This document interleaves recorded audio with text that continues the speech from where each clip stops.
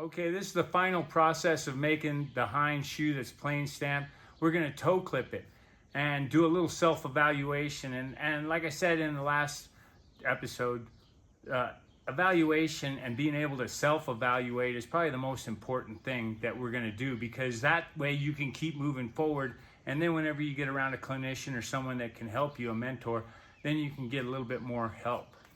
What we've got is we've got our shoe that is basically done.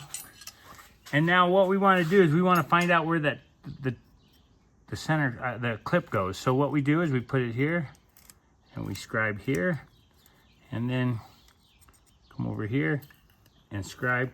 And then we got a nice little pinpoint that shows exactly where the center punch will go. But not only that, is a lot of people, they think the bigger the bob punch and the nicer the clip will be. But really, it's the bob punch placement. And what we're gonna do is we're gonna push the bob punch further back into the shoe. And then that way, the more material you have from the bob punch to the leading edge of the shoe, that's where your material comes from.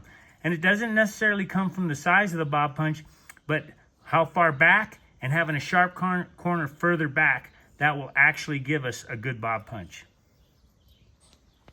All right, so I got it right on the X. And it's very important with your center punch mark. That's gonna be a good guide. If I put the center punch mark haphazard anywhere I want it, then I've really got nothing to go but, because I've got it lined up this way, and I've got it lined up this way. And the bigger the bob punch, like I said, is further back into the stock. And we're not gonna rip a bunch down. We're gonna push it down, and we're gonna make contact with the bob punch, and we're gonna try and wreck the corner of the bob punch and wreck the corner of the anvil. The only way it'll wreck it is if the two meet, but that's what we're gonna try and attempt. All right, we place it on there. Come over here. I kind of line up my shoe on the anvil, and I'm gonna just get me right there so I can see my center punch mark. Drop it in, and all I wanna do there is, now I square it up, and then now I can drag it, I can move it around. And I'm gonna try and line it right up with the corner. You can see I've done it quite a bit here, but the corner of the hardy hole. That way I've got a ledge all the way around, and then I just pull it over. So then now I would start and I would drive it down from there. All right, so now I'm pretty well lined up. You can see 3 good sharp, and I got a bit of a lip that I'm starting to get. I'm gonna go one more time. And I'm gonna push into it because I wanna get me a nice good lip. One good smack. And now you can see I got me a good lip. So then I come over here, and I'm gonna just drive it down just a little bit, but mostly parallel with the face of the anvil. Wait until you see now it's locked in.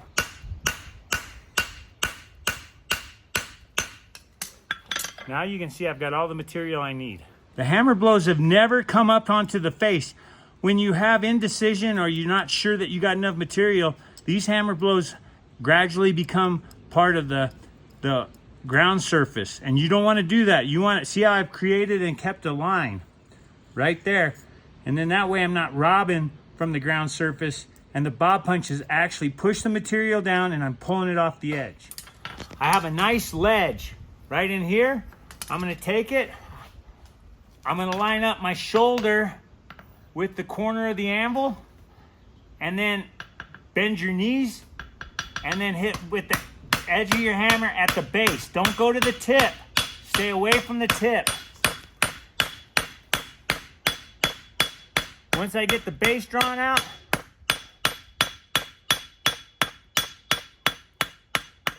then I can go to the tip.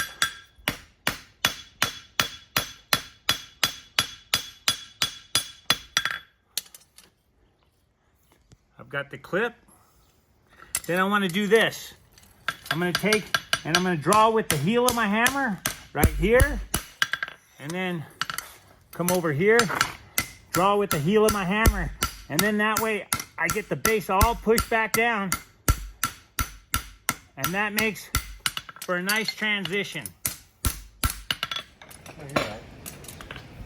All right, got to come out on the bick. And I want to hit from toenail, overlapping blows, and stay with the edge of the shoe, and then go all the way to the other side to past the toenail, and then flip it around. I take and find the sweet spot on the horn, come here, and just overlapping blows that go right on through. Don't hang up on the toe, and just go on through to the other side.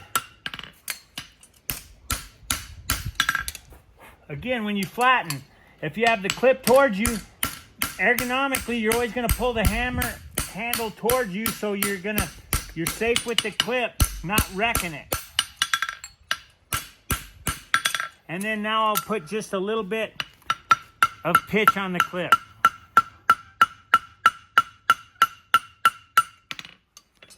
What I've got is, I've got my shoe done. Now what we'll do is we'll cool it off and we'll evaluate it. All right, when you're evaluating your shoe, you got to understand that the judge doesn't know how you're looking at it, or the horse doesn't know how you're looking at it. So this is really what I was talking about as far as not having a rack toe. We have our line go through there. Then we have the anvil, which is square. So now we line up our quarter, and our quarter is the heel nail on the medial side is ever so slightly in front of the widest part of the shoe. And then on the lateral side, the nail hole is at the widest part of the shoe. Then we come here and we have the nail hole dissecting the heel, and vice versa over here. But I'm, as far as offset and a shoe for the foot, I'm probably not going to line up on a hind foot as much as I would on a front foot. That being said, we turn right around and we have our toe.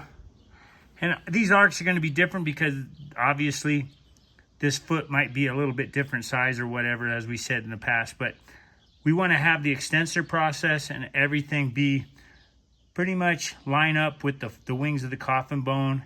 And then we turn right around, and you want your nail placement to be consistent. So take your thumb, hold it, use your index finger as a gauge, and just go around and see if you're the same all the way around. Because if you're the same, that's consistent. And if you can become consistent, then you can change them as needed. I think that if you put your heel nails where your quarters are, you can use those as landmarks. But if you bunch up your nails, what you'll end up doing is be confused, and your quarters won't always be where they need to be. We'll start in on the front foot on the next series.